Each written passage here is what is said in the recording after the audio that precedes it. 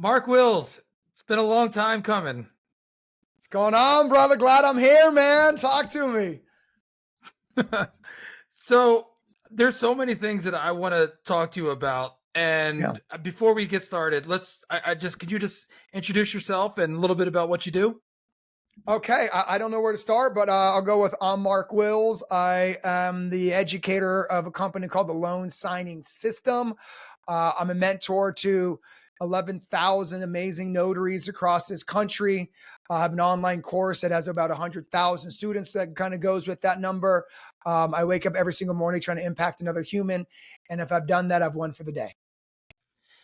I'll tell you this, as far as impacting another human, from the first time that we met, you made a positive impact in my life. And so that's why I'm saying this is a long time coming. Because I think when I started this, I in my mind, you would be the perfect guest to talk about your journey and how you view the world, how you view each day, and how you approach the world. Man, I'm honored. And I don't people know we've met in a mentoring program for foster children. And so, whenever I meet another human who's just willing to give back for nothing more than giving back, like I think we should hang out more. Those are the type of people that I want to be around. So, thank you for allowing me to be on your platform, but I want to make sure you get your flowers where, you're a human who just wants to impact other people just for the sake of impacting as well. So I'm juiced to know you, man. And when you gave me the opportunity, I jumped at it. I said, anything for D, I'm in. So I'm glad I'm here very, very much, man. Well, thank you. I'm flattered and honored.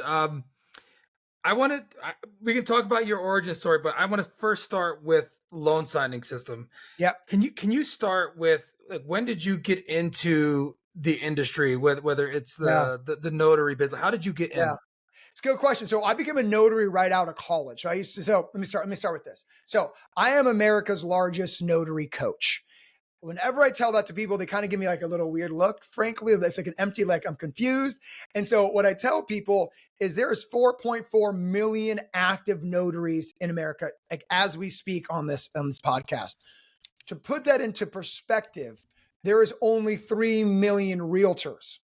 So everybody thinks everyone's a realtor. And I'm like, no, everyone's a notary. But before me, there wasn't really a coach to coach these notaries.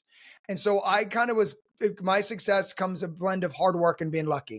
I was kind of the first coach in that space. And now I'm the largest notary coach. This community, my community, it's a really underserved community. And so I'm very blessed to be able to be the largest voice for the millions of notaries in this country. So how did I get to that point? Well, the answer was I was a notary basically right out of school. So right out of school, I became a notary. And then I had a buddy who was in real estate.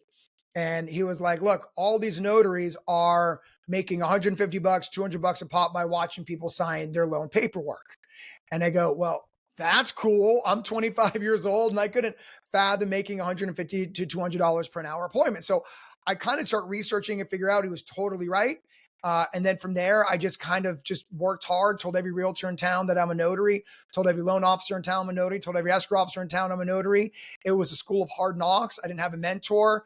I'd go into open houses and bomb. I'd go into like escrow offices and just bomb. And through just my efforts, I learned how to have conversations with realtors so they can hire a notary, which some people may not know who listen to this podcast is every piece of real property in America, commercial or residential, a notary is required on it to close, to record the security instrument, which would be called the deed of trust or mortgage, depending where you live. And so in the county your real estate piece of property resides, whether it's San Diego, San Bernardino, wherever, right, Dallas, a notary has to basically witness that signature and say, yes, that person is who they say they are. So my point is a lot of people don't realize this massive opportunity for notaries in the real estate industry. And nor did I. I was 25 and I stumbled upon it. And so then I got pretty good at being a notary for title companies, lenders, and escrow officers in San Diego.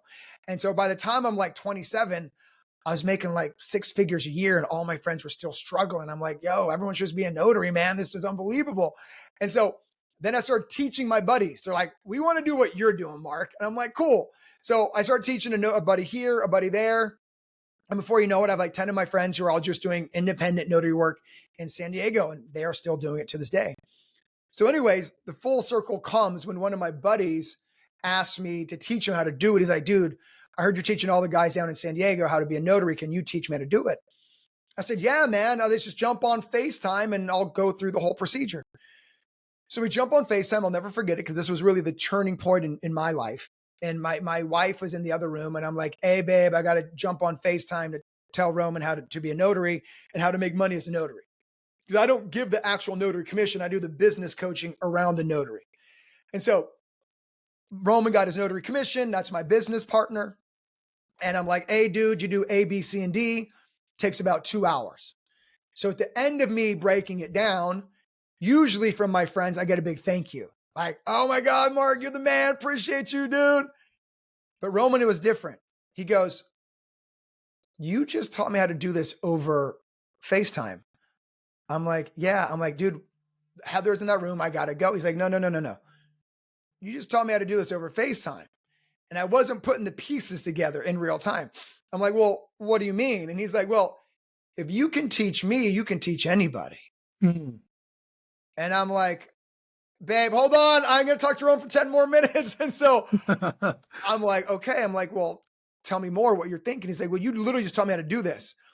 If you can teach me, I can teach anybody. So yeah, I know you've teach 10 of our buddies down in SD. I'm like, well, have you ever thought about bringing it outside of that? And I said, I'm not necessarily a coach per se, but I'm like, I'm suppose if you can put a notary in front of me, I could do it. And so he ended up being the digital marketing genius of loan signing system. And he's like, hey, well, let me try to put up a website, see if I can get some notaries. And one notary signed up, and then 10, and then 20, and then 100, and then 1,000, and then 10,000, and then 50,000. And so now we have we have roughly 80 to 85,000 notaries who've taken my course. And so it was really an aha moment by him to bring it online. And then I found my passion, and we'll probably talk about my origin story later, but, I just have a passion of helping other people. And it's like the universe put this opportunity in front of me where I can impact other people by helping them make money in this very underserved niche of notaries, which most people are like, oh, well, you can only make $2 per signature. I'm like, doesn't quite work like that if you actually know what you're doing. And so, yeah, that's how we got here. A buddy of mine had the vision. I had the expertise. I had the passion and the mission of helping as many humans as I can. Really married the mission of my business partner. And now we are the thought leader within the notary community. I tell people I'm the Tony Robbins of notaries. I'm very proud of that. It's been an underserved community, meaning notaries in general. There's a million real estate coaches, right? And before me, there was legitimately one notary coach.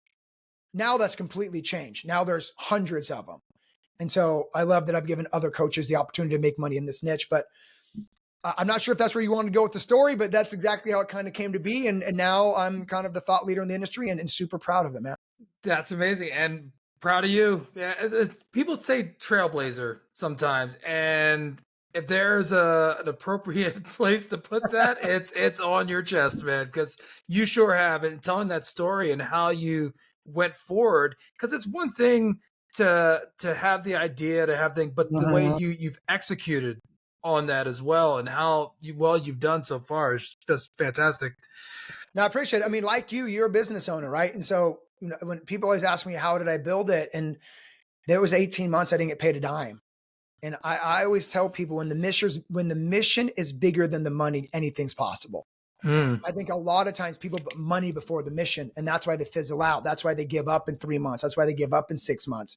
But when the mission is bigger than the money, then you can see it through to the end. And so it literally, I was being a notary, doing title company signings.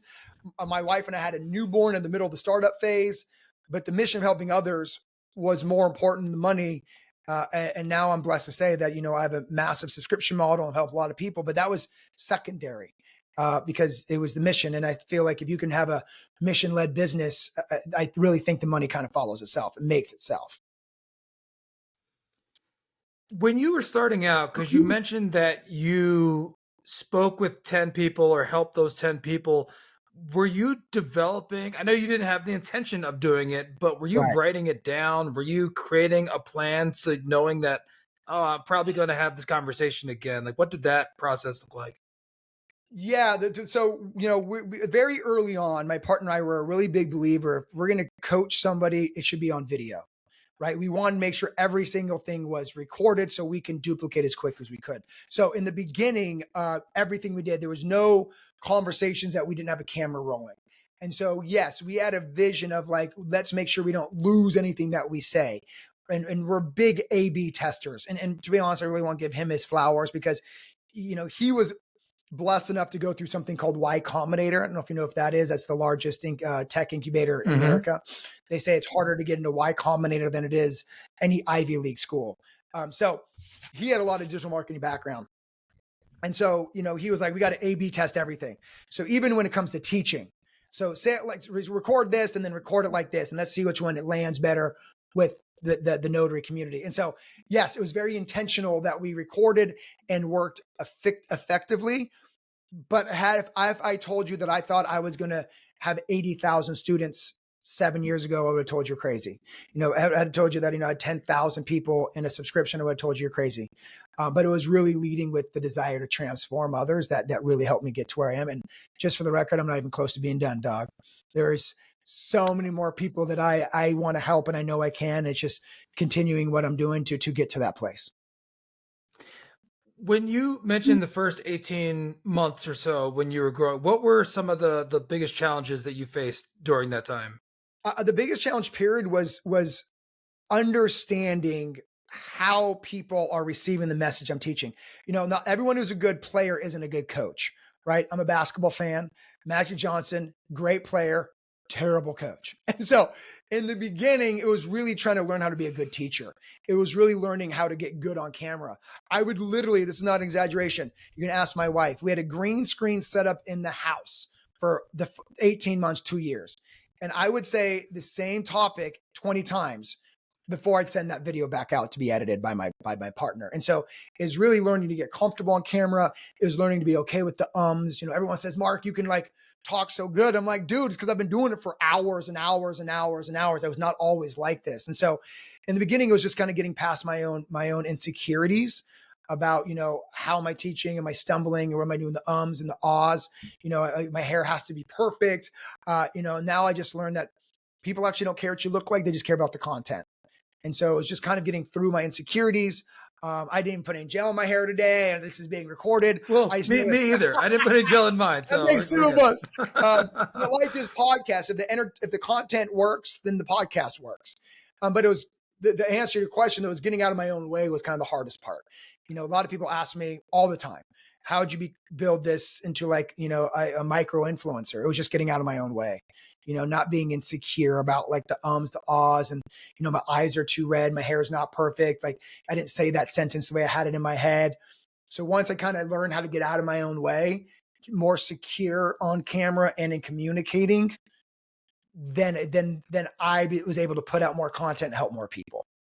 Do you feel like there were things in your personal life also that were impacted during this time? I know I'm kind of thrown out there, but I know sometimes when you're working on something professionally, it manifests itself in your personal and vice versa. Like you working on these insecurities in your personal life, and then you see your professional life blossom. Wow, I can answer that a few different ways, right? The first thing is it definitely took a toll on my marriage, right? But my wife is the best thing ever happened to me. She was super supportive from day one. I say every entrepreneur, man or woman, has a great spouse to the side of them, not behind them, but right there. You know what I'm talking about. You're an entrepreneur, right? And so, it had it to her support of, taking longer hours with the newborn. And so, but it definitely took a toll, but I had her support as kind of my statement to you. But yeah, what I love, what I tell my students is this, and I say it to answer the question you just asked, is what I love about business isn't about the money you make, but about the person you become on the journey of making it. Like you have to become somebody new. And so I was constantly evolving into somebody new to get where I am, but I was open to that change. And I was embracing of it. And so it was tough to let go of who I was in order to become who I needed to become, to be a leader, influencer. I didn't set out to be this person, right? It just kind of happened, but I had to evolve for it. And so really being able to embrace that, learn from it, and embrace this change is probably one of the toughest things on the way. But I love every moment of it, man. I'm not even close to who I'm not even, we're not ever a finished product. So I'm still evolving and still trying to become who I need to become. Was there a moment during that time, like with whether it's your relationship with your wife and the business, that you recall that you were like it clicked? There was a moment that you reached some kind of threshold. Not saying the Yeah. plateau or the peak, but some place where Yeah. you were like, "Oh, I Yeah. got it. Here we go." Yeah, I mean, I think this is the answer you're looking for, but the first moment. So we have an association in our industry for notaries called the National Notary Association. I love them; they're great channel partners, but it hasn't always been like that. So in the beginning of my relationship with the association, I was going to speak at their conference, and I felt like I made it.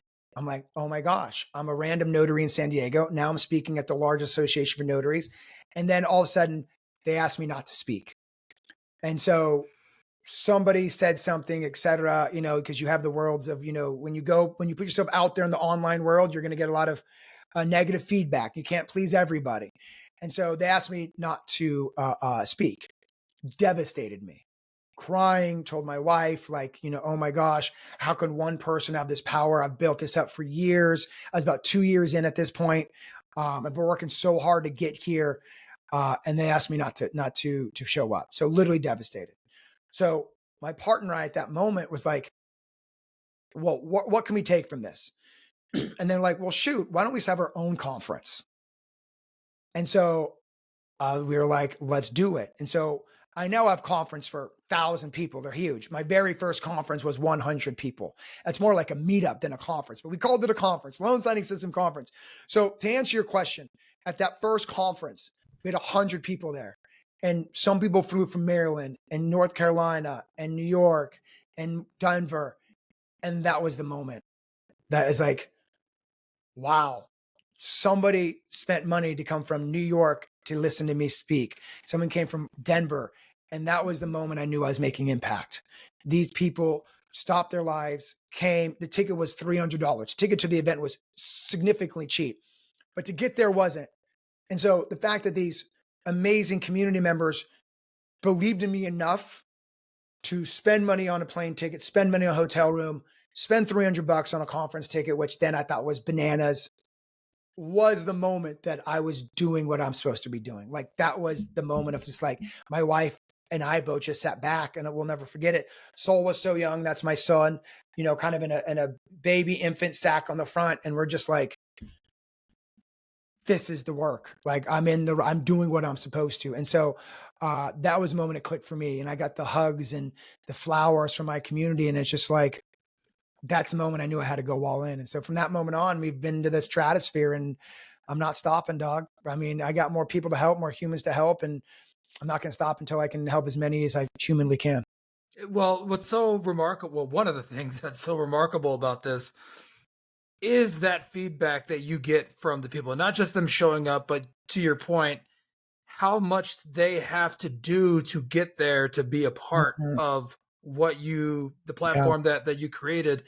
And from what I've seen, and the feedback from what I've seen online, but also some people that I know in the industry, completely from different. I know them from somewhere completely Yeah. else, and they're like, Mark Wills, I'm like No way. yeah, That's yeah, hilarious. it's amazing. I'm like, wow, yeah, and so that love that Mm. you receive from the people that like I know you, love you, Right. support you, but I'm hearing from people on the other Yeah. side of the country that are like, Mm. man, love that. So that support, that love, that embrace is just magnifying the impact that you're making. Yeah.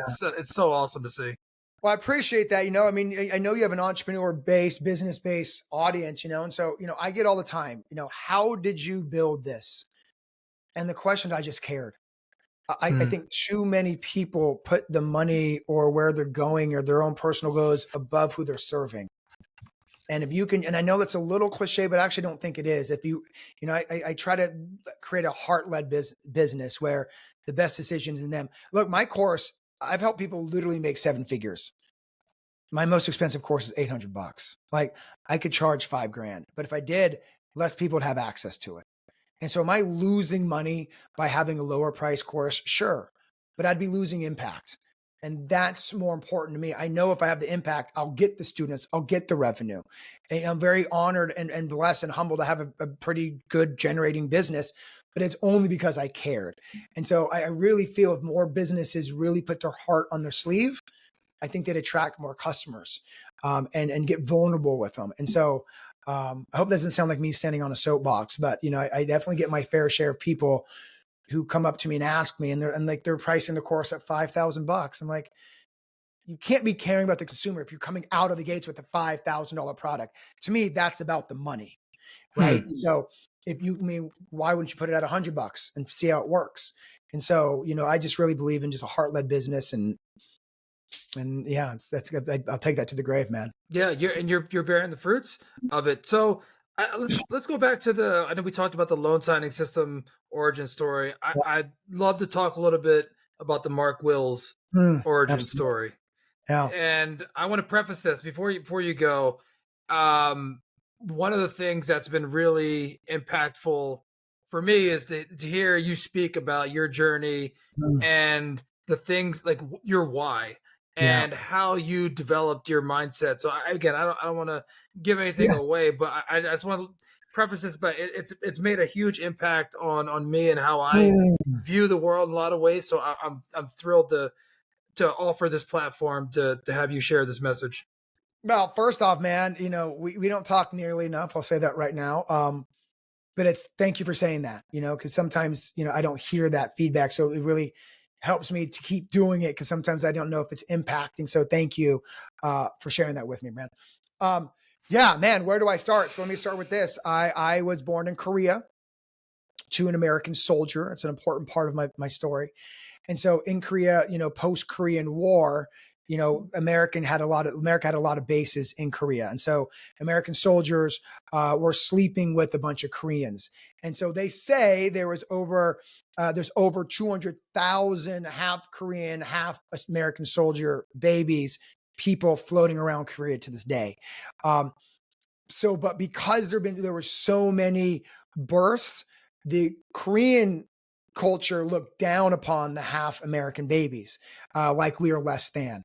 And so half American babies were really shunned upon. There was a lot of racism against half American, half Korean, regardless of the other words. It's black, white, Asian. If you're American with a Korean, you were going to have not a good life.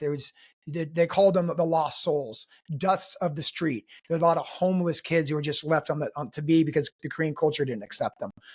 And so my biological mom, or my mom, saw the future of what it looked like for me in Korea because she had a baby with an American soldier.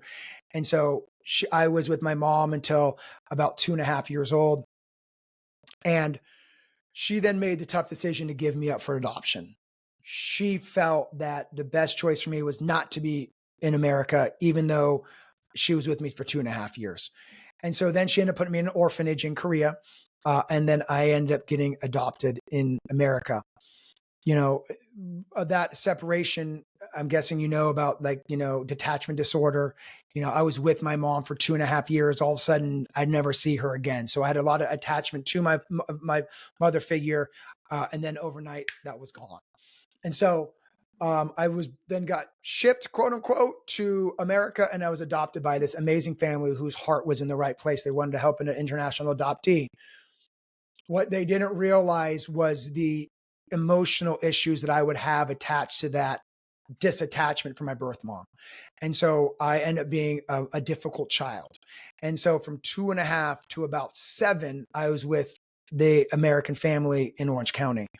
And then they decided when I was 7 that I was too much, that I was not worth keeping. And so they returned me to the foster care system. And so they returned me almost as if you return something to Amazon. It's like, oh, we'll try it. Not good enough. Let's return it. And so they literally just returned me to the system. And so I ended up going into the foster care system, which is where I met Dustin. My connection to Dustin comes because I have a big connection to the foster care system. And so I went to 2 different foster care systems in a year's time. And so I went from being given up to an orphanage in Korea, adopted, to being unadopted, and foster care to foster care. Then a family who is, I am Mark Wills, so we'll call them the Wills family. The Wills family adopted me in Northern California. The crazy part about my story doesn't end there is then, my mom and dad have the biggest hearts in the world because they adopted 20 kids. And so they had 5 biological, as if 5 wasn't enough. They're like, oh, 5's not enough. Let's get some more. And so then they adopted 20. But I share that because I go from being isolated to not being wanted to all of a sudden going into a group home environment, right? Where I had to compete for attention. And so then I go into a family who does love me, but the constant yearning for attention wasn't there. The feeling of kind of being in a family quote setting wasn't there, although it was way better than being in a foster care system. And so then in that moment, I realized that I just had to be who I am today. And so I was there until 18. And now, because of my past, my calling is to help others because I know what the lack of consistency feels like. And so I don't, if anyone feels that, I don't want them to feel that. So my calling is to give people consistency in a very inconsistent world where it's like either just being in their corner, trying to help them through a business, trying to get them through their limiting beliefs.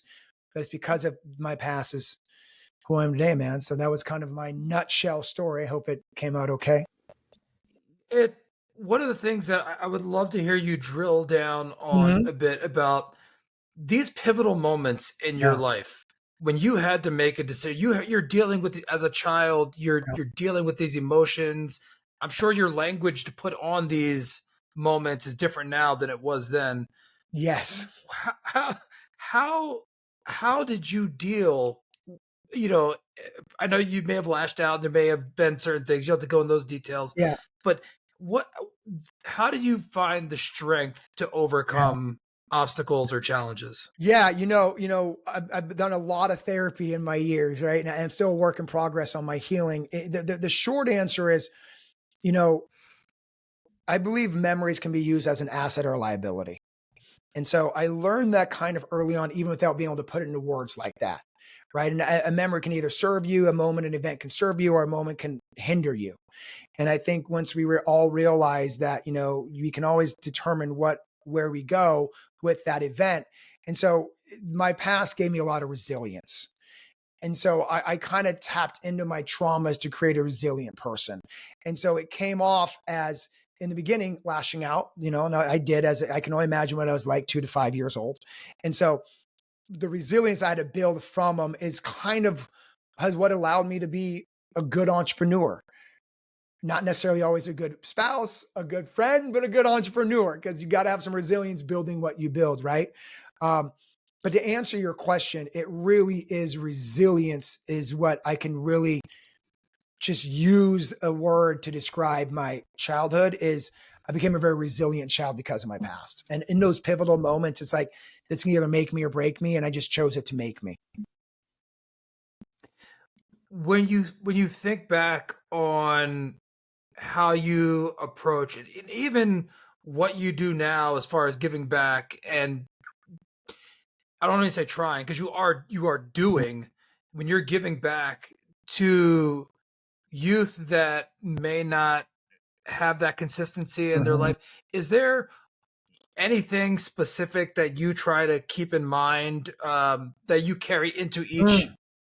situation? Does that make sense? I mean, maybe it's Yeah. not a very clear question, but No, it's a super sometimes clear question. And let me answer it. One of my biggest problems as an adult, and I'll be very vulnerable, is trust, right? And so I trusted my mom at 2.5. All of a sudden, she's no longer in my life. And then I go to this other family and they give me up. And then I go to a foster home and they give me up. And I go to another, so my point is foster children have a lot of trust issues and that bled into some issues with my adulthood and I'm working through that. And so I'm being very vulnerable right now. And so the answer to you is when I help the children that I also foster mentor youth, just like Dustin does with a great organization called Promises to Kids. So the biggest thing that I do, and I'm trying to mentor even my community who may not have gone through the foster care trauma. And what I tell my community is trauma is trauma is trauma. no one's trauma is worse than somebody's else, right? It's not a battle of whose trauma is worse, you know? And so I think sometimes people get in this weird battle of like, I'm worse than you are. It's just how we process. And so my point is, whether it is my community who I know has gone through personal traumas or the foster, I try to let everybody know you can trust me. You can call me a lot of freaking things, but you can't call me not trustworthy. And so I try to let the foster youth and even my community know, like, when I say I'm here, dude. You know what I mean? Like, if I'm on vacation and I'll talk to a community member if they need my help, or I'll talk to, I almost used a name, one of the foster youth that I mentor. I want to keep them nameless, but we know I'll reach out to anybody because I want them to know that at the minimum they can trust. Because the hardest thing a foster youth has is trusting an adult, trusting someone else. And I share that because that was my own biggest issue, was trust. And so, to answer your question, that's what I try to give them. And I try to make sure my community also knows that I'm here. When I give you my word, it really is my word. And so when I tell you I'm going to give you a day of my month to my foster youth, there's nothing's going to get away with me breaking that word. Like, that's it. Because I know how many people have broken words to them, and not necessarily with intention. It's just life hands that out sometimes. And so, yes, when I lead foster youth and even when I lead my community, it's all about trying to let them know, like, I know what inconsistency of care is. I know what, not having somebody who's always there, the same person. And I just want to be that rock, the best I can be while serving as many people as I do. Do you feel a burden for Mm. that trust, for carrying that weight of Wow. making those obligations to people, like, oh, I'll be there, but then all of a sudden, because I just imagine now with Yeah. your obligations, your wife, your family, the loan signing Yeah. system family, Yeah. the organizations and the foster youth and all the other things that you do in your community. Do you feel a Mm. burden's not a good word. No, but it is a good word. It is. And because it's heavy and to a fault. When I first started building loan signing system, I would literally be uh, answering emails until midnight. And I'd literally work 70 hours a week because I felt almost guilty. And so through my therapy, which I actively do, I really turned a corner when I realized that it's not Mark against the world, it's Mark serving the world. And I think a lot of people who have traumas almost do it in spite of instead of for. And so I used to feel that burden. I don't any longer. And so it's a great question, man. No one's ever asked me that. And so and it wasn't, it was a burden of helping others. And so I realized that I can only do so much, and that so much is okay. And so I've lessened that, and so every day I try to be very cognizant of being on from 8 to 5. And through 8 to 5, I am on. You have 100% of me. 5 o'clock, my family gets me, right? The weekend. So it really, I found almost building a community was anti-helping my trauma healing, where I almost was something I was leaning into versus really being supported by. Now, I'm massive into healing. I think everyone should heal. I think therapy is good for the world, the soul. But yeah, I'm glad you asked because this is a platform I can share that with. But yeah, so no longer is it, but it was. And so it's a Yeah, great that question. well, I'm glad you feel that way about it, because sometimes when you're running towards something, you can realize in a way maybe you're running away from it, Yes. and there's right. It's just a thing that you're trying to help, but then all of a sudden you're carrying so much because you're trying to help so many, and you're like, Yes. wait a minute. But also one of the treasures that you can find along this journey is the people that you meet along the way, that you work through it together and you Yes. figure it out together. It's a beautiful thing. And then they add to that, it's a beautiful thing. And if I had to be very transparent with you and your audience, like, I didn't really share my journey with my community for about 2 or 3 years in. And because I didn't feel like they deserved the weight of mine because they're going through so much of their own stuff. Like, why would I add to you like the weight of my story? Like, I'm just here to help you. But I realized that, people want to help. And that was actually my own traumas hindering this idea that, like, I can't put it on other people. Because sometimes people want to, I got to allow other people to help as much as they want help. And I realized that, by being a little more vulnerable and open, it's actually made me have so much less weight And because now I'm sharing it with you. So had you asked me to share this on a podcast 5 years ago, I would have been a little hesitant. But now I see the power of sharing. And it's not Mm, just to make someone feel that they're not alone, because I feel like it's a really important part of sharing. But it's also letting people know that, hey, I can use a hug today. I can yeah. use some uplifting. And I think so. And people knowing that to you is as powerful as you giving someone else a hug. And so people want to hug and hold as much as they want to be held and hold. And so I think allowing that to happen, I think is a really cool moment between you and another human. And so I was letting them down by trying to keep this to myself. And part of the burden question is I let that go. And like, hey, if my story helps someone, great, but it's not even about helping them, it's about letting them help me. And that was a beautiful thing. Yeah, well, you had to get to that point to Yes. realize that, and I had a bit of a realization earlier this year because I think there's a reflex when people say, "Hey, how you doing?" and you say, "Yeah, I'm doing good. How are you?" "Yeah, doing well." Huh? Yeah, But I feel like once I started to, when someone said, "Hey, how are you?" and not just to vomit all my complaints all Yeah, over yeah, them, yeah, but in some way say, "Hey, these are the challenges that I'm working with. This is the things that yeah, I'm faced with." And like to your point, people love to help. And yeah, if somebody says to me, "Hey, everything's great," great. yeah, There's nothing for me to do with that. But yeah, if someone says, "Hey, I'm yeah, having an issue with my accounting, blah yeah, blah blah," I was like, "Oh, well, why don't you talk to Billy over here?" yeah, Because yeah, then you open yourself to the yeah. ability to help, and people want to. Yeah, what you're really doing is you're allowing them to shine. And and Mm, and so by asking for help, you're actually allowing someone else to like rise to the occasion, and that makes them feel good.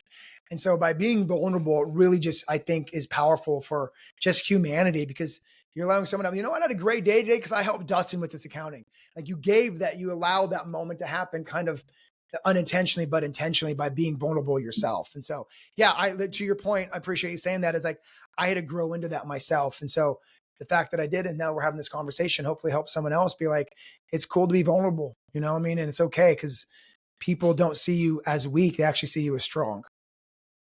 absolutely. When you talk about dividing your time, I want to kind of get Yeah, back yeah. to like how this Brothers. all overlaps. I Yes, love this. I damn, love baby. it. I love this. When you get back to like how all these things overlap, because you mentioned, from 8 to 5 you're here, then you're with your family. Are there any other things that you do to blow off steam? You mentioned basketball. Yes. I know you had a boxing bag at your, like, what Yeah. other things do you do to help you find your center? No, it's a good question, man. And if I had to be really honest with you, um, if you follow me on Instagram at Loan Signing System, I try to show my life. My point is like, I found that things that was slipping. And so, I tell my community, I get the go mentality because my traumas have kind of made me go. And so, I try to be more intentional with it. So I try to golf, I try to work out. I am now getting back into golf, trying to golf at least once a week because those are things I used to love to do before I got in this massive building phase and helping others. I lost a little bit of what made me grounded and what brought me enjoyment. Um, Speaking of basketball, I don't play nearly as much basketball. So I'm trying to get back into that. And what I mentioned, 10, 15 minutes ago is, you know, business is just you evolving. And so I'm still evolving into how to put all these pieces together. I will not tell anybody that I have it right, but I'm doing my best to have it right. And so I just have to give myself grace on that. But yes, I need to get better at that is my answer, Dustin. But I think that the tip is what I really lean on to is time blocking.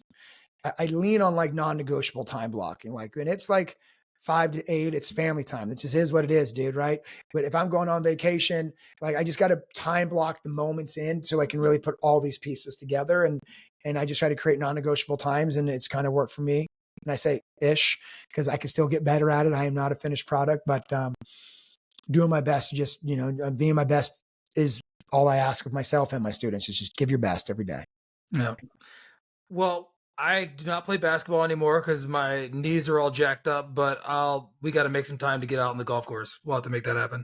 100%. Yeah, I shot a 110. So if that intimidates you, Dustin, I shot a 110 about 2 weeks ago at Ranch Mirado Inn. But if that doesn't intimidate you, dog, I'm in 100%, brother. Yeah, no, not intimidated. I'm good. So I want to ask another Yeah, question about influences in your life, and no limits to this on the age range or anything. But yeah. has there been any person or people in your life that have either said something to you or done something for you? You alluded to a couple things earlier in this conversation, but want to give you an opportunity to say, like, you know what, this person in my life said this or did this and it stuck with me. Has there been any instances like that you can share? Yeah, so I have a buddy, and now that I say that, it makes me very sad because I really can't call him a good buddy anymore. But he used to be a good one. Time, COVID, kind of. Now we're talking out loud. I'm like, maybe I need to reach back out. But anyways, so I have a buddy who's like, we all have that one friend who's the most successful, right? And so this buddy's name is Craig. Um, he's so successful, he owns at Craig on Instagram. I'm like, how do you get like your name on Instagram, Doug? You know what I mean? Like at Dustin. Anyway, so um, he is my most successful friend. And so, and he's always been my biggest cheerleader. Like even back when I was making $100,000, and I say that kind of very blessed with like, that, but he always said, you got to think bigger. You got to think bigger.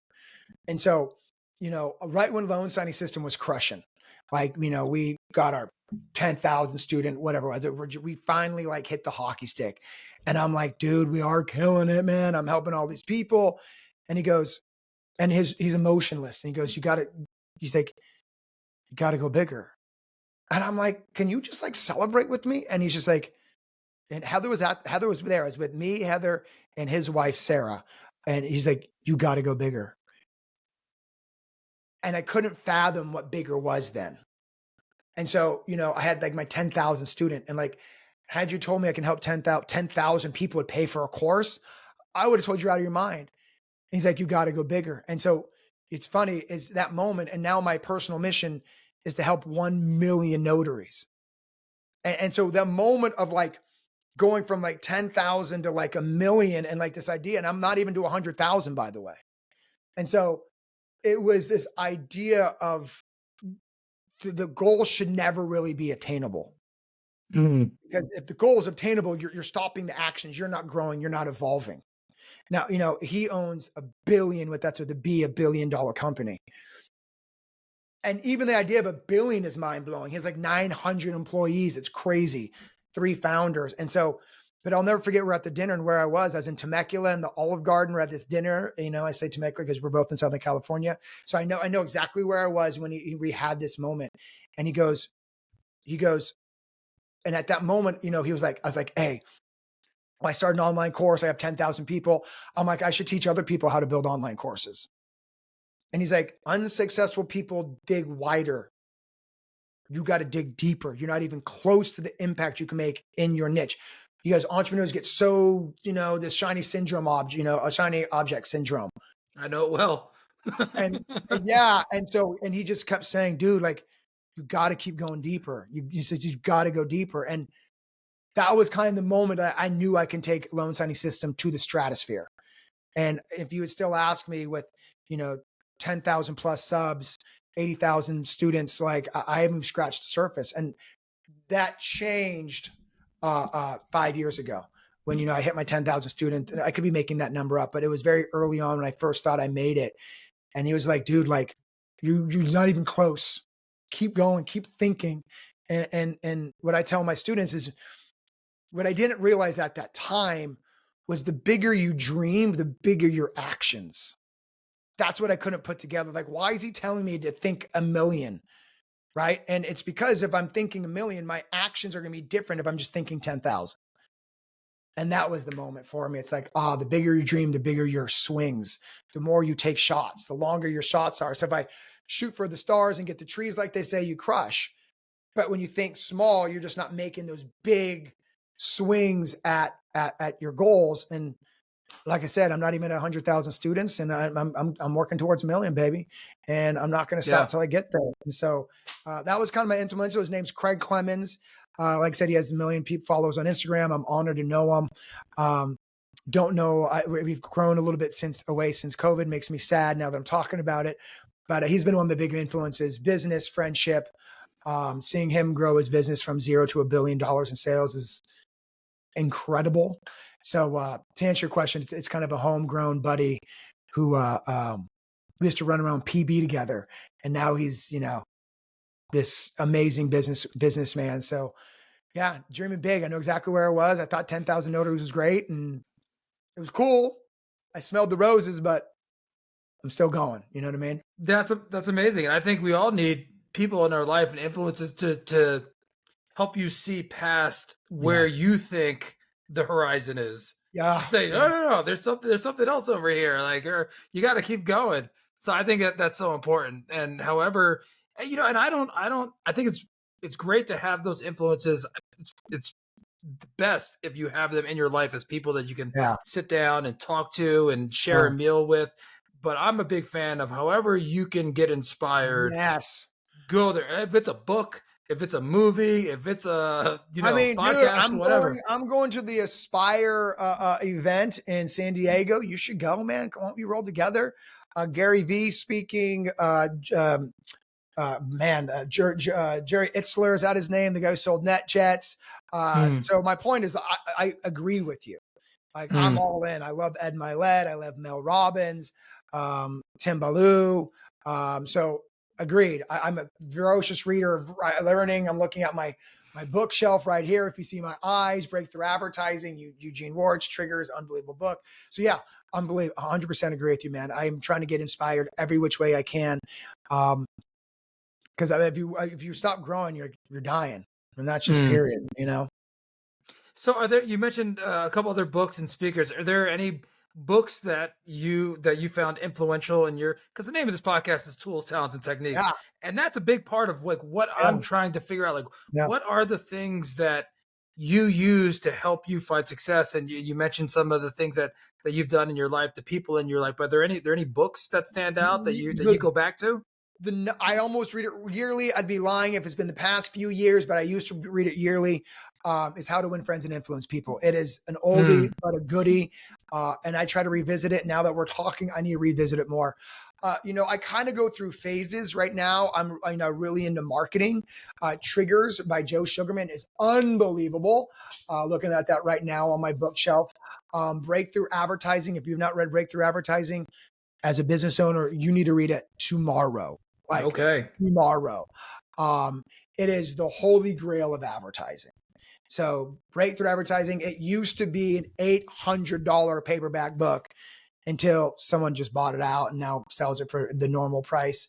The Greatest Salesman in the World, another classic everyone should read. Um, yeah, I mean, it is. I'm really now. What I would say to you, and I don't know if this applies, is I'm really big into like people within your own niche. So like Russell Brunson, big fan, but he's really Mhm. big for digital marketing, right? So if you're not a digital marketer, maybe don't follow him. I try to listen to almost every podcast by Ed Milet and Alex Hermosi. Um, I try to listen to as many stuff from Gary Vee as I can. So I'm just constantly consuming and trying to get better. But yeah, my best tool I can give any business owner is read Breakthrough Advertising. It will change the game.